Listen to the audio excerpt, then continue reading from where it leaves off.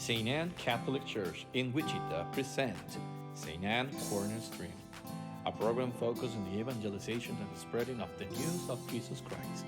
And now, with you, St. Anne Quaran-Stream.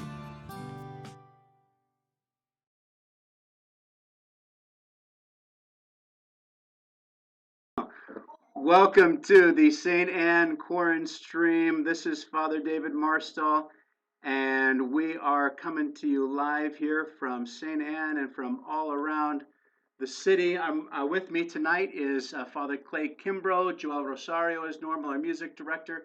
Also a couple teachers from our school, Mrs. Edie Beugelsdijk and Mr. Nathan Carpenter. And then you may remember Father Ed Herzog, who is from our parish, was ordained a priest a few years ago and is now teaching out at Bishop Carroll. Welcome to everyone as we join together this evening. If you would please join me here in prayer in the name of the Father, and of the Son, and of the Holy Spirit. Amen. Good and gracious God, we praise you and thank you for your many gifts and your blessings to us. We thank you for the great gift of calling us together, giving us this opportunity to share the gospel that we have received and to share our faith. Almighty God, we pray that you would bless us and bless this time together. We ask all of these things as we pray. Our Father, who art in heaven, hallowed be thy name. Thy kingdom come, thy will be done, on earth as it is in heaven. Give us this day our daily bread, and forgive us our trespasses, as we forgive those who trespass against us. And lead us not into temptation, but deliver us from evil. Amen. Saint Anne, pray for us. All right, so this is our just our second edition of the St. Anne Quaran-Stream, plus another one that we did in Spanish last week. Still getting used to the technology. That's why if you joined us early, you were able to overhear all of our conversations, but that's all right. So we're here now. We're going to take a little time this evening to talk first about just this past Sunday's gospel, what we reflected on Sunday, and then we're going to look in particular at how the coronavirus and this time of social distancing and staying at home, how it's especially impacting our teachers and our students who are going about this super important work of forming our children in the faith. If at any time this evening you would like to call in and join us, feel free to do so. I just put the phone number up on the screen, 316-522-2383. Again, that's 522-2383. Feel free to call in and share your reflections with us. You can also just post those things in the chat on YouTube if you would like. It's good to have. I see a number of people joining us already. It's good to have you here. So this past Sunday, Palm Sunday, Passion Sunday, I was reflecting in the homily this weekend about how with Jesus, with his passion, how he's going through his trial, and in particular there's that real trial there before Caiaphas, but in reality it's kind of everybody else whose hearts are made known. Jesus has been revealing himself through the gospel, but we really see where everyone's at.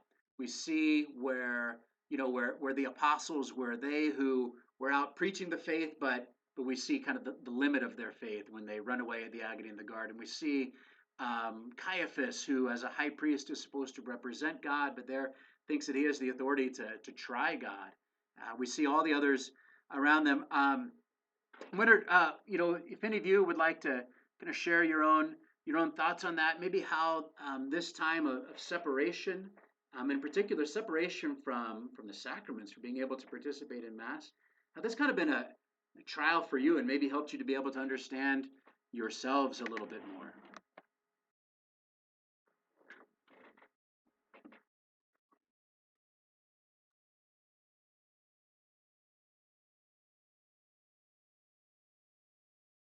All right, you got to turn off the YouTube stream in the background also.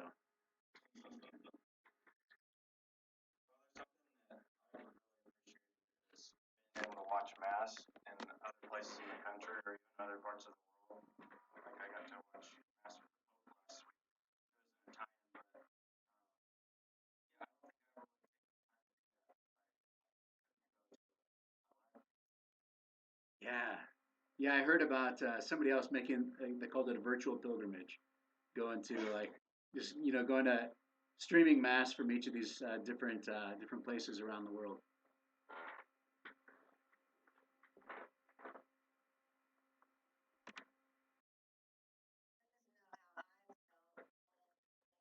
Initially said that we couldn't have mass, I just cried. It was really traumatic for me because I just don't miss mass. And plus, I go to mass 3 times a week. I mean, with my kids, I go twice, and then I go on Sunday as well. But it was really hard.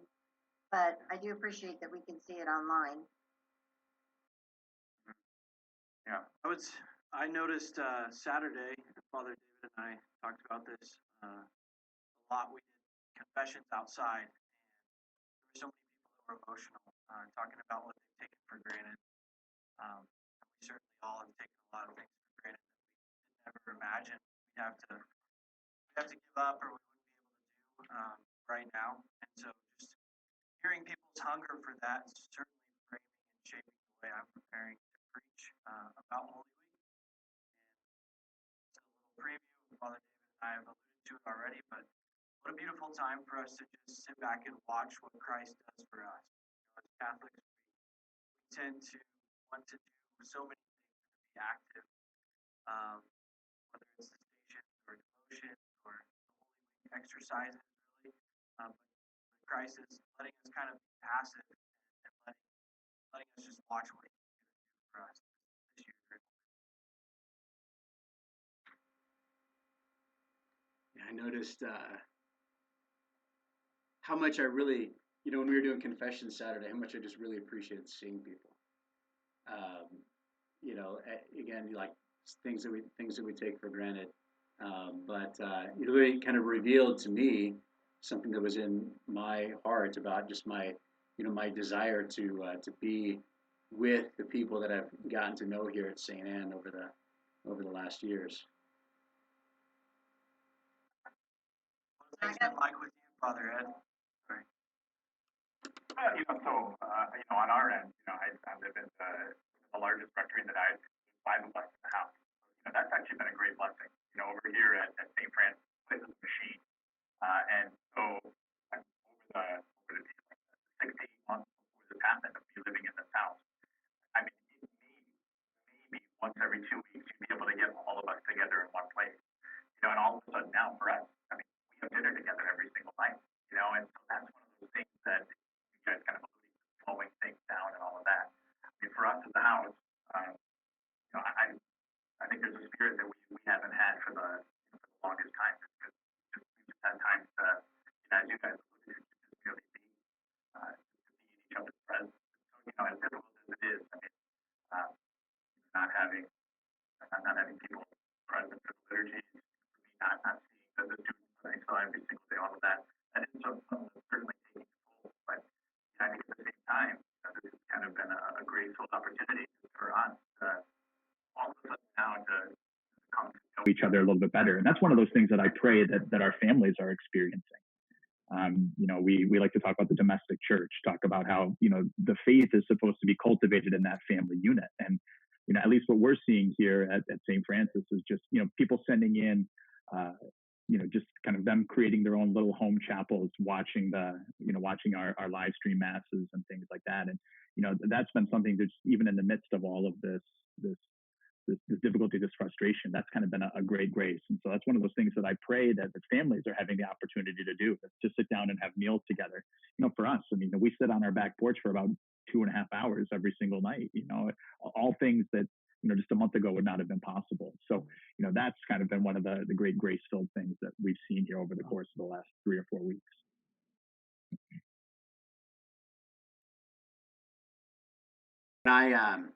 When I asked Ed to be on tonight, he had to check to make sure what the dinner schedule was. That wouldn't have happened before. Right. Yeah.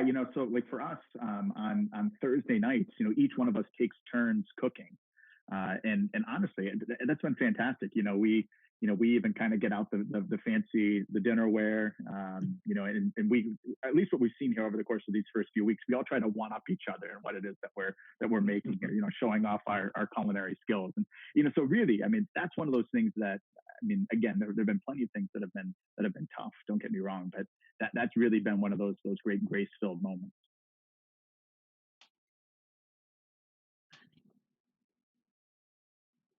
All right, so so we've got our special guests here, the teachers here this evening, and so I want to invite you guys to talk first about just like what brought you into teaching. How did God get you to where you're at now, or maybe like especially what's what's in your heart, what's your sense of your mission, and then we'll talk about how you've had to adjust to this time of social distancing. Is anybody? Nathan, you want to start? Oh, no. No, we'll let Edie go first. Edie, prepared. Yeah. Oh boy. Well, mine's a long story. It's been a long process. When I first got out of college, I just needed a job, and they weren't available. I went to the Catholic diocese and tried to get different jobs through the Catholic diocese, but I don't think I was ready to be a good Catholic teacher at the time, and so I think that's why God probably said, "Not today." And I went to the public schools, and I worked in the public schools for 20 years. And while I was in the public schools, I worked for Mrs. Stead, and she was not Catholic at the time. So not only did he have to work on me, but he had to work on Mrs. Stead as well, because when she became the principal at St. Anne's, she had an opening, and I had just retired from public schools.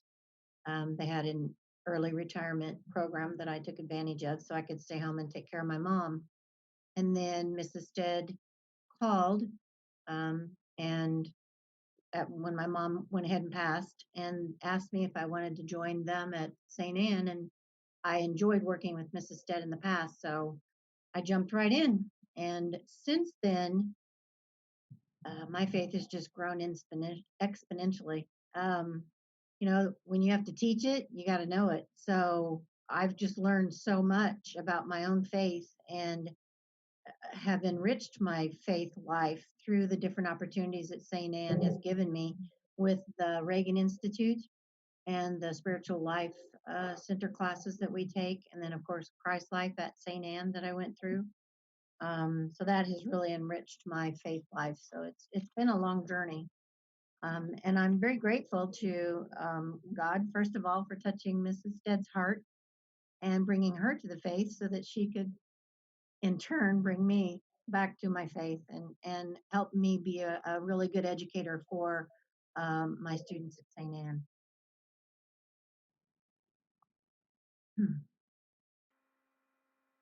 That's beautiful. Thank you, Edie. Nathan, you want to share a little bit about your story? Sure. I think the reason that I'm teaching at a Catholic school, I don't really have a good reason other than it's God's will. I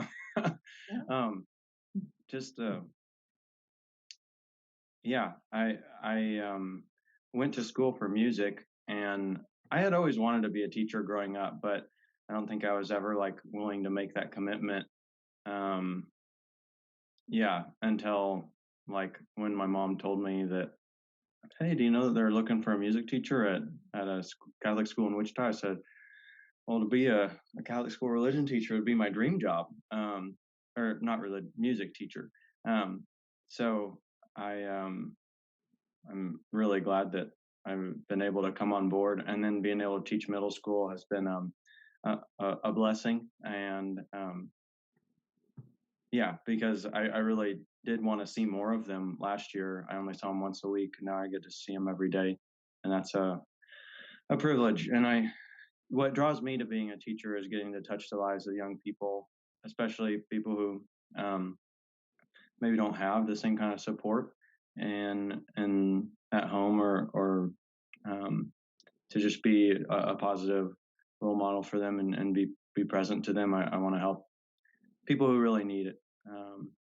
And it's been a difficult 2 years of adjusting to being a teacher, and I'm definitely still in that process. But God's grace is working.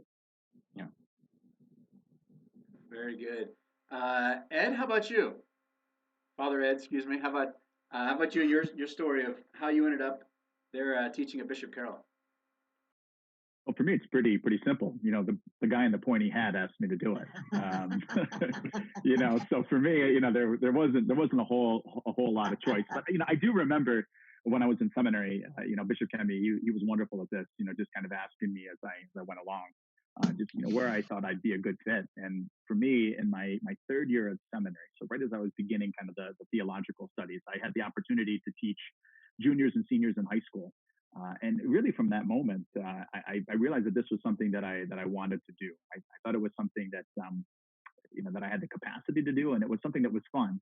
So, just a quick story. So I was where I taught. It was a Catholic school, just about 30-40 minutes south of where I was in seminary. So every single time as I'd go back home, that seemed like it'd be a really good time to catch up with my folks. Typically, I'd give my mom a call. And I just remember that there would just be Sundays where I told Mom, I was like, "Wow, this is wonderful. It's awesome." And then the next day I'd feel like, "Mom, I feel like I just went 10 rounds with Tyson," because, they had this guy who was in a collar who was studying theology. And so they gave me all the fun issues they didn't necessarily feel like covering. So things like same-sex marriage, things like contraception, all of that. Those were the things that they had me to teach 17 and 18-year-olds. And I think, Edie, I think it was you who kind of referenced this. I was very, very grateful for just even those difficult days, because it helped me realize how much I thought I knew, but in reality I didn't.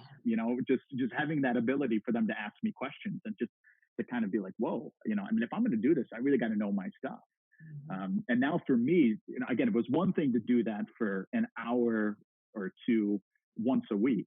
Now to have to do that 3 times a day, every single day, you learn really, really quickly how much it is that and what it is that kind of needs to be honed in. So, for me now, I tend to see everything kind of through the lens of a teacher, just trying to think about, all right, how can I use this information that I'm learning just in my spiritual reading, or even too, like when I'm watching a movie, it's like, how can I use this as a tool to kind of better illustrate just these eternal truths that I'm introducing to the kids in the classroom. And so it's something that I'm very, very grateful for. I've really enjoyed it. I don't know how much my students enjoy it, but I know I certainly do. Awesome. So Joel, your story is kind of the opposite. You've gone from teaching in a classroom to no longer doing that. And hang on, I need to bring you back on here. I just messed up my screen. I'm here. There we go. So can you just talk for a minute about how you ended up kind of giving up the classroom teaching to be here at St. Anne, where you're still a teacher, teaching the choirs, teaching our musicians, teaching those around you in different ways, but in a very different way than when you were in the classroom. Well, yeah, definitely is a different.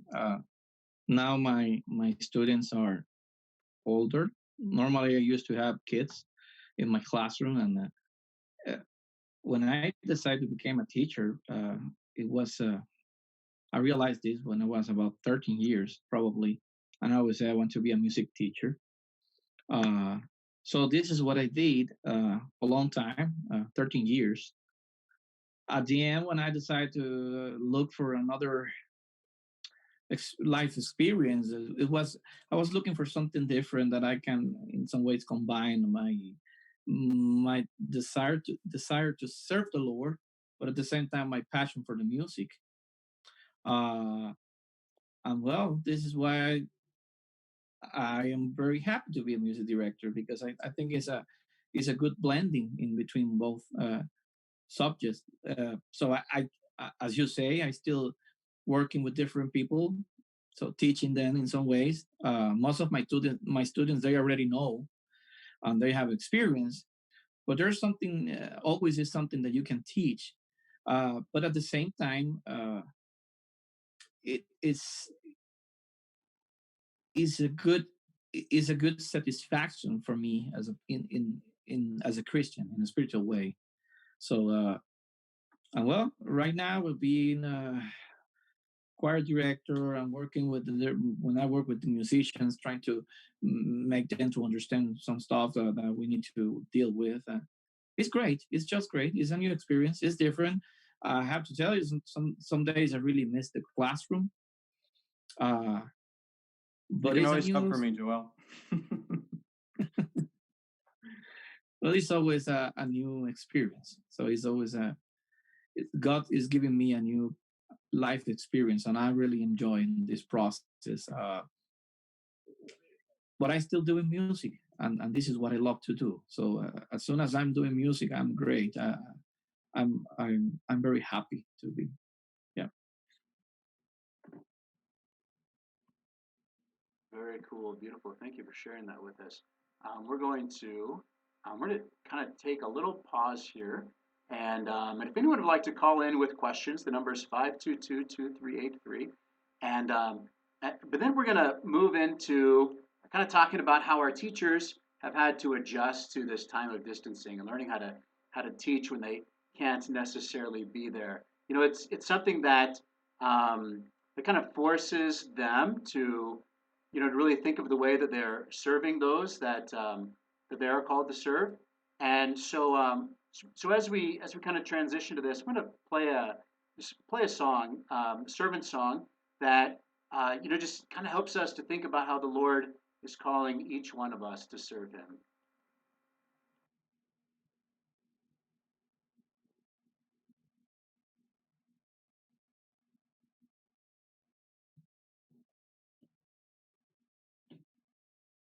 Speak the peace you long to hear.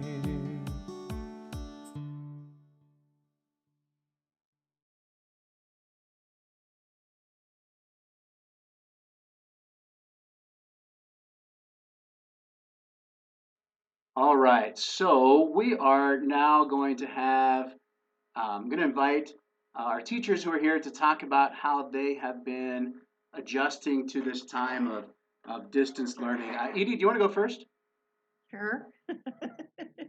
I think it stinks. I would much rather be with my kids. I miss them horribly.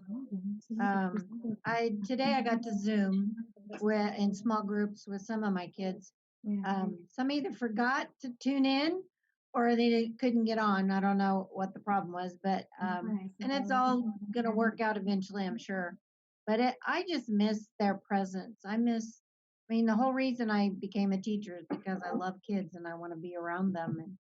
And so I can't even high five them anymore or, handshake or whatever. It's in the mornings every day when I greet my kids, they have their own special little greeting when they come to the door. And I don't get to do that anymore. My kids use the Chromebooks every day in my room because I use data that I get from the technology that I use to drive my instruction. So my small groups are driven by the data that I get from the programs that I have them use. And so now all I have is the data that I get from the programs. I don't get that special small group time to best meet the needs of each of the kids. The programs we use are good because the computer adjusts to their ability and teaches them as they go, which is a really great thing. But it's just so great to see that little aha or that smile or that wow when they finally got a concept, and I don't get to be there to see that. That's what's hard about it, is just physically not being able to be with my kids. So, and I mean, it's new to me too. Learning how to Zoom, how to get everything hooked up, how to stay in touch as much as possible. I'm making lots of phone calls, lots of emails, lots of texts, but any way I can stay in touch with the families and the kids, I'll do it, whatever it takes. So when you're using new technology, do you ever lose track of whether or not the microphone is on or off? Well, I did learn today that I was getting an echo in my Zoom meeting. So I muted all the kids because I was reading to them out loud. We started a novel reading during this semester. And so we didn't get to finish our novels. And so I wanted to be able to finish our novels and have conversation about the novels that we're reading. So when I started getting that feedback, I asked the kids, I said, okay, I'm going to put all of you on mute except me, and I'm going to read and nod if it's good and do this if it isn't. And then that way I'll know. And with them being muted, it worked a lot better. It wasn't an echo. But that was only one group. The other group, it was fine. So I don't know. How many times before do you wish you had a mute button? Actually, my kids are pretty quiet. It's worse on here because you just kind of go, so how's it going? And they're like, you know, it's like, who is this kid? You know, but no, I have a really good group of kids, and they are pretty quiet. So Nathan, Mr. Carpenter, what do you do for what do you do for music? How are you teaching music from a distance? That would seem to be fairly impossible. Yeah, I agree. So what we the specialist teachers agreed on making a bingo board. So that's Miss Adams and Miss Campbell and I set up a bingo board for the students with at least 16 different activities on it that they get to try to carry out. And some of them are technology or physical ed or music related. Something that I've enjoyed doing that I didn't really take a chance to do prior was make some music videos for the kids to be able to sing along with, like do you dance freeze in the dance. videos? What? Do you dance in the videos? Oh, just a little bit. Have you not seen any of them? They're hilarious. I put them on my kids' Clever page so they could go and watch him. I'm Go glad. ahead, Nathan. Sorry. Yeah, I just have about 10 of them up that I took over 3 different days. And it's just us singing the same songs that we do in the elementary classroom. There's a couple cover songs of praise songs, and then the rest of them are kind of the nursery rhyme type sing-along songs. Baby shark, do do do do do do. I haven't recorded that one yet. If you need anybody, I'm willing to help. Okay, yeah. That'd be great. Father Ed, how about you? What's it like teaching high school religion? Well, so not only am I teaching high school religion, I'm teaching spring semester seniors online the last month before graduation. So, I told the kids, now this was back before we knew how serious it was, like in early April, late February with the coronavirus. I told them, everybody's concerned of the coronavirus, but I'm scared of a much more dangerous, contagious disease. And that's senioritis. Because that seems to just suck absolutely everything out of them. So for me, last year was my first year teaching full time, and I wasn't prepared for senioritis. Then this year, ironically, I was. I kind of battened down the hatches, and then all of a sudden, this gets thrown on 3 weeks ago. But yeah, I mean, it's certainly been an adjustment, and I think the thing, we had about a couple of weeks just to kind of reflect upon what we were going to do before we started. And, really, I kind of kept 2 things in front of me. Like, first I asked myself, what is feasible? So I mean, I've just had to kind of put aside my pride and just recognize that this isn't going to be classes as we've known it. There's going to be a number of things that I have to cut out. And then 2, the other thing, especially with seniors here, in these last months of their time at Bishop Carroll, my question too was, what would be helpful for them? I didn't want to give them busy work. I didn't want to give them things that would just merely just kind of things that were merely checkboxes, but I wanted to make this as meaningful an experience as possible. And I think with that, the direction that I've gone has been mainly to use this as a time for reflection. So, for example, just the first assignment that my students turned in today was just about a 1-page reflection upon what it is that's going on. So we've been talking about creation, so just about how Genesis, especially too, Genesis isn't trying to tell us scientific truths, but rather what it's looking to get at are those philosophical, theological truths, right? So those deep human questions, like, who am I? Why did God make me? And I think that this time for us, it gives us an opportunity to really, truly reflect upon those things, just to really kind of see what it is that our heart ultimately longs for, what it is that we that we desire, so to speak. It's like the thing that I've told them, and like for my seniors, my heart breaks for them. This was the most exciting time for them. We were going to have prom next week. All the spring sports that were going on, graduation, all of the, just like the senior barbecue, all that stuff. These were things that they were really, really looking forward to. And, I told them, I said, to use this time to really reflect upon what it is that you're feeling. So while our emotions are morally neutral, right? They're neither good nor bad. They point to something, right? They point to a longing that we have. And so why are you frustrated? Right? Why is it that you're sad? And more importantly, what does that ultimately point you towards? And so with that too, just, some other questions that I've asked them too is just to get on their phones and take a look at their screen time. See what's happened. See if your screen time has drastically increased in this. And with that too, see if that's actually fulfilling that longing, that desire that you have, right? So the other question I've kind of put before them is, I think what you'll come to see, and a number of them, I was very, very pleased with some of the responses. Like, those things that you've done for entertainment in the past, right? Have they lost that ability to satisfy you? Right? Going home, playing video games. All of a sudden now you have this ability, if you really wanted to play video games for 8 hours.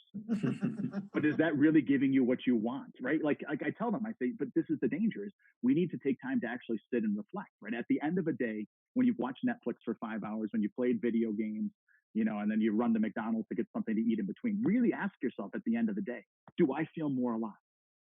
Yet these kids, and again, I fall victim to this too, but these kids during the school days, they come to think all the time, oh my gosh, if I could just play video games, I would be so happy. If I could just watch Netflix. But it's not that, and I think with my seniors, especially now as they're getting ready to move on to to the next stage, these are kind of the tools that I want to equip them with to really kind of come to figure out what it is that they long for, and then with that, maybe come to recognize that, Genesis isn't this old ancient mythological book that has absolutely nothing to do with me today, but in fact, really what it comes to point to is, the essence of my humanity, so to speak. So that's the direction that I've been trying to take it here as we kind of begin this transition. Cool, very good. In just a little bit, we're going to open it up. If anybody would like to call in and ask questions of our panel, would invite you to do so. Again, that number is 522-2383. 522-2383. That's our parish office number. Elke is waiting to receive your call. Go ahead and call in if you'd like to, share a comment or even a word of appreciation for our teachers, or ask them a question about what it's like. Don't ask them the questions or the answers to the questions on your kids' homework, but if you'd like to ask them about their experience, feel free to do so. Father Ed, I would imagine that, especially with high school religion, a lot of what you would be doing would be a little more in the area of pastoral care rather than theological academics. Is that fair? I mean, are you speaking more towards this time, or just generally as a chaplain? Yeah, towards this time. That I mean, there's always, when I taught high school, there's always some of both. I would imagine your time and energy is shifted more towards the pastoral care needs of the students that you serve. Is that right? To a certain extent, it is. Especially for me right now. I mean, the students that I have main contact with are the 75 kids, 78 kids, I think, that I'm teaching right now. Because the hard thing for us right now is just with the lack of being able to have face-to-face communication and just being in the building has been one of those things that's just been really, really difficult. And at least for me here too, I've kind of tried to allow these first 2 weeks just to be a time of just honest reflection here too, because I think we're all still trying to sort this whole thing out. We're all still trying to adjust to, what it means to be isolated now. And so one of the things that I'm kind of hoping comes out of this is just people becoming more self-aware. So like, when I give these series of lectures, and when I teach this unit moving forward, like when we talk about what it means to be a social creature, what it means to desire relationship. I do a whole unit on friendship. At least for me, I'm trying to pay attention to my experience in the midst of all of this, so as to be able to use that as a tool. And I really hope that these kids are doing the same thing too, just to kind of recognize more of their authentic human desires, what it is for them to want. And so I say all that just for me right now is I've kind of I've tried to really kind of take a step back just to allow that time for silence and reflection. But I do see that as something that will probably transition here in these weeks to come as people really begin to struggle. I mean, especially if this becomes our reality for another month or two, then that will certainly be something that I could see myself really truly transitioning into. So thank you, Mrs. B. Mr. Carpenter, has that been, or how much has that been your experience as well? That a lot of what you're doing is helping kids feel connected, helping them feel safe, helping them feel, like they're not cut off from this the school and parish community that's been so important in their lives. One thing that I asked the middle school students to do was to, on April Fool's Day, to create or find a meme that had to do with homeschooling, because I wanted them to be able to see the humor in it. Like one that I recently saw that didn't come from a student was a man who was vacuuming the roof of his house. And on the meme, it said, day 16 of quarantine. Or another one was, if the scientists don't find a cure, the parents will. But I think I agree with what you're saying, Father David, about pastoral care. And I'm trying to give them reflection questions on a regular basis, at least a couple days of the week, to say, touch base with where they're kind of at in their hearts, not necessarily. It could be part of history. Like I found a video that was on the history of disease and, how it affected people's lives. So I asked them, how is the coronavirus changing our daily lives? And they said, oh, people are going to wash their hands more. And, but just causing them to think about that a little bit and try to put it into words instead of just letting all of this media flow through their brain, to stop and process it. So yeah, and I really enjoy reading what they have to say. It's kind of like reading their daily journals. Neat. I've just been trying to stay in contact as much as possible with my parents, and because some of our parents are not afraid, but they don't know how to ask for help, or they're embarrassed to ask for help. And so I'm just trying to reassure them that everybody needs help at some point, and that it's okay to ask for help, or okay to say, I don't understand this. And the other thing is, it's all new to all of us. So there's nothing to be embarrassed about in not understanding something, and to just ask if they need it. And like I said, I told my parents, I use my own cell phone. I said, call me. It's okay. Text me, whatever you need. If you email me, just to stay in touch, and just making sure that they have everything they need. And if they don't, then I get a hold of the parish staff and say, hey, this person needs this, and can we get that to them? And as every instance that I've asked, they've been taken care of. So I just kind of want the parents out there listening to know that please ask if there's something that you need or something you don't understand. No matter how silly you might think the question is or the need is, it's still something that you feel like you need, then let's take care of it.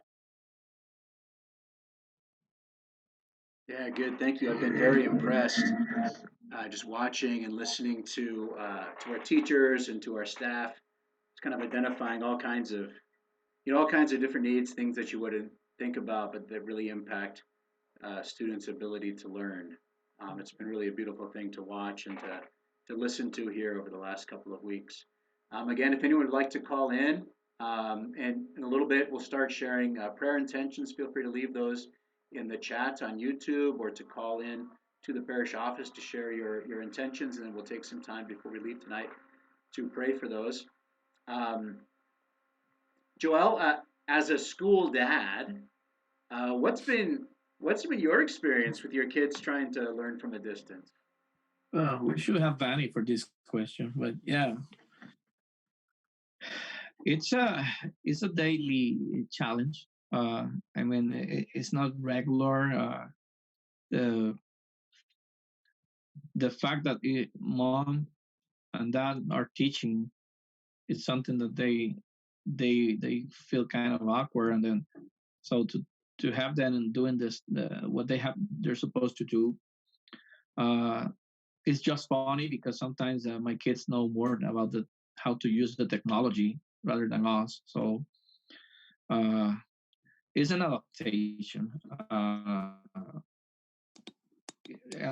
well, so when you have at the same time doing stuff, and they were one were in the computer and they're doing homework, and then they start to do what they do in the classroom, but they're now together and they're brothers, so it's kind of hard. It's a challenge, but Vani is the one who is most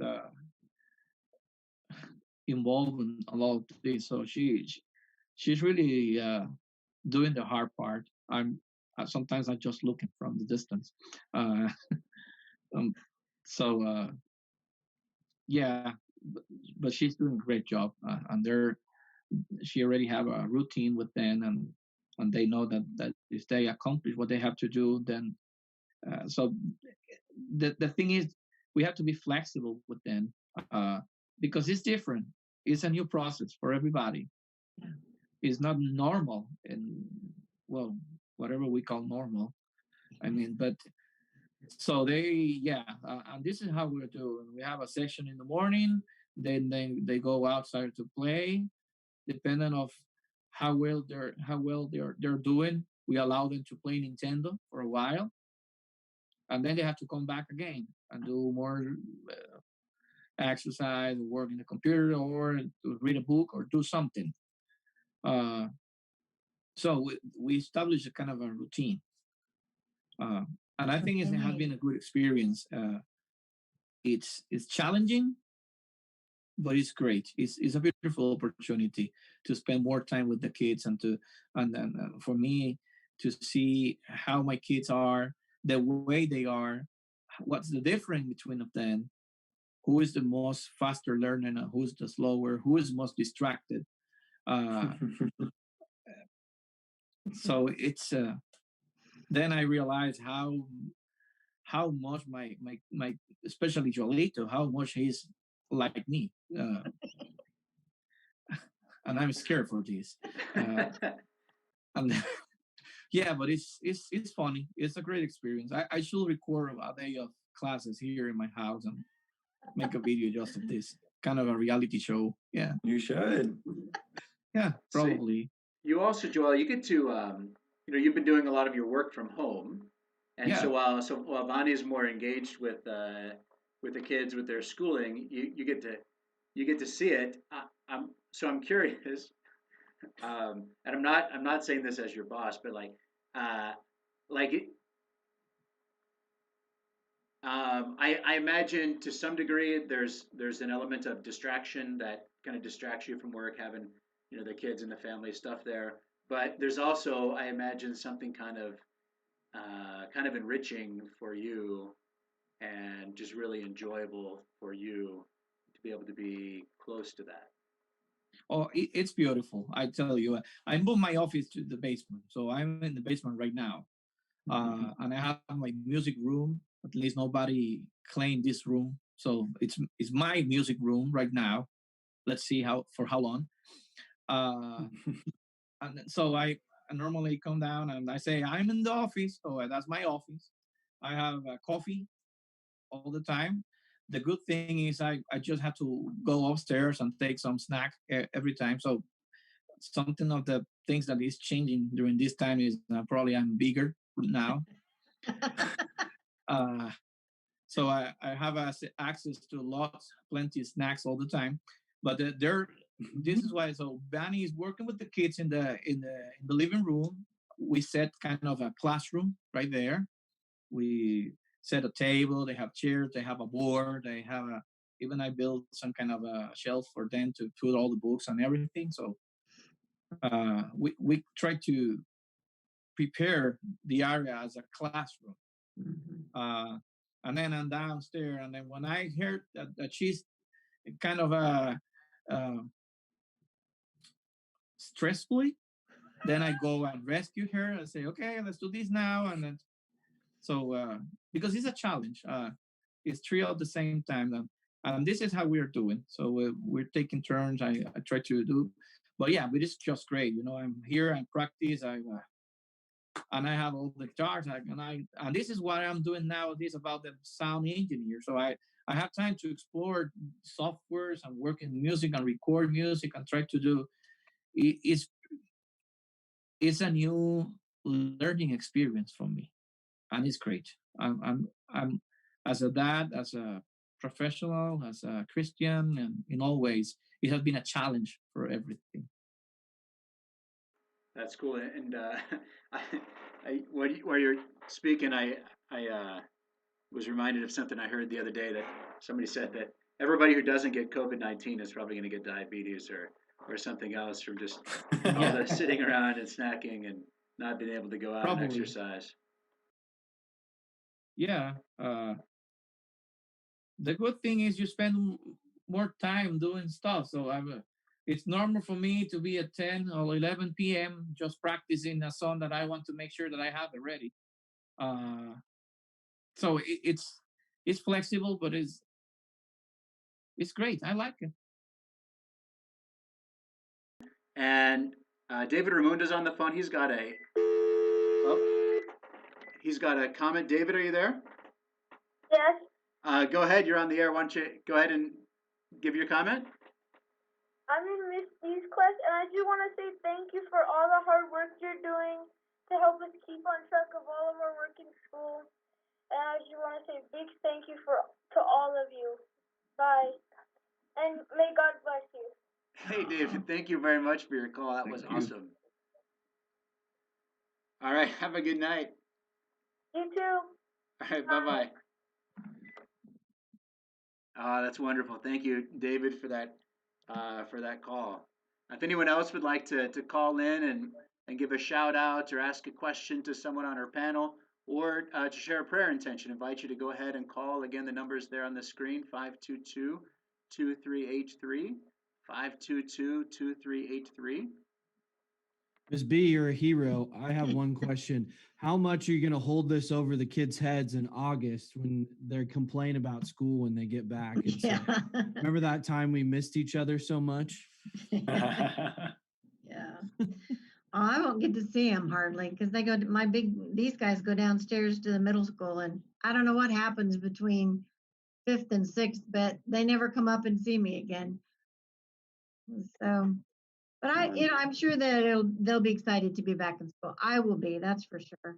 Yeah. To be back in school in August. I'm okay with a 4-month break.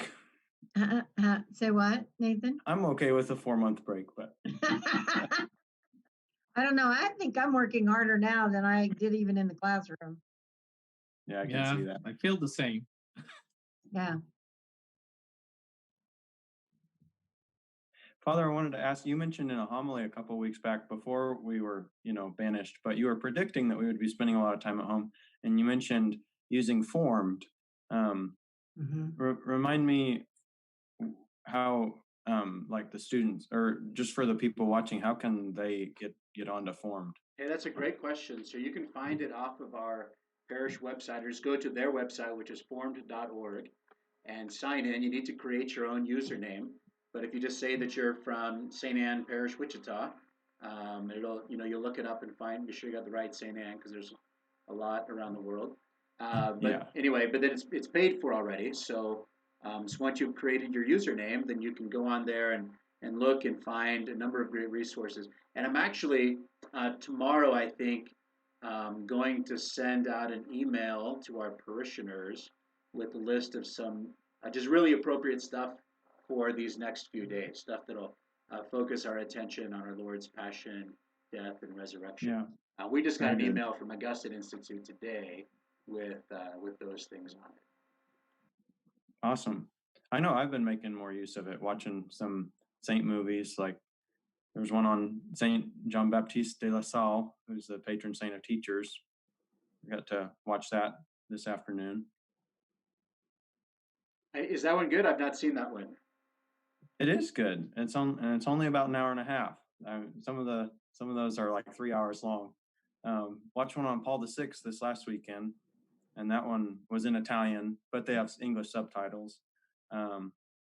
Everything on there is pretty good. Kira and I watched one on Gregor Mendel the other weekend. It was okay, but it was a movie about Gregor Mendel and his priesthood, and also discovering genetics and how that related to the history of. Well, it explains the history of how maybe that was starting to be approved by the church, and but I love it from a spiritual and a historical standpoint. Those saint movies are really enriching. Wow. Yeah, the good use of the media. And thinking of Mendel, so most people don't know that he was a priest, but like his work with that leads to the discovery of genetics. That's something that's been hugely impactful, and something that's actually they're talking about it now, with researching the coronavirus and how it spreads and so on. It's something that he was able to do by the grace of God that has had just an enormous impact on the world and the well-being of society from his time on. Yeah, I was looking at a Twitter feed from what's his Neil deGrasse Tyson, and he said that, and he's not Christian, he considered himself agnostic, but he said Isaac Newton was during the plague, while he was at home, he discovered like calculus and this other astronomical discovery, and then he pointed out, I heard a rumor that there was a strict no TV rule in his household. I'm sure that was true. I mean, sometimes we can do really profound things, when we just have a lot of time to think. I think of like the conversions of St. Ignatius of Loyola or St. Benedict, or anyone who just went off to the desert for a really long time so that they could have alone time with God. That's something that I think has been fruitful. Yeah, very good. We certainly have some of that right now, some alone time with God. You guys have any last comments before we turn to prayer intentions?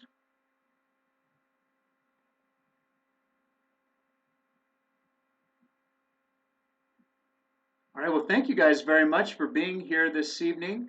We just want to look over the list of prayer intentions that got sent in tonight, and I want to pray for someone's friend Patrick.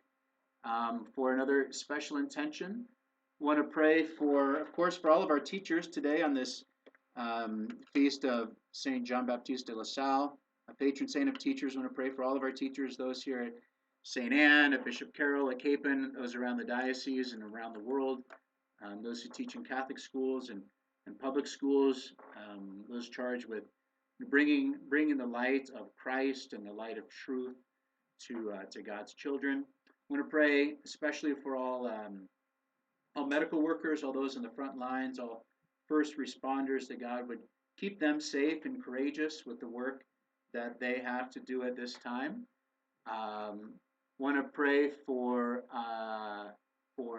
Mickey's mom, Cynthia, struggling with chemo treatments during this difficult time. That's one of the things I've become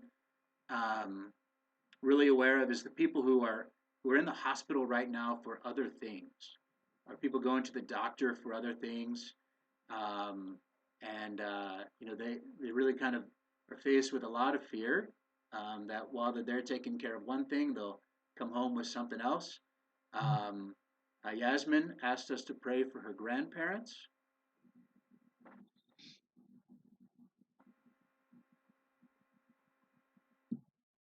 I have students that need prayer. Two of my boys have one a grandpa and one a grandma that have just recently been put in the hospital. So we need to pray for them.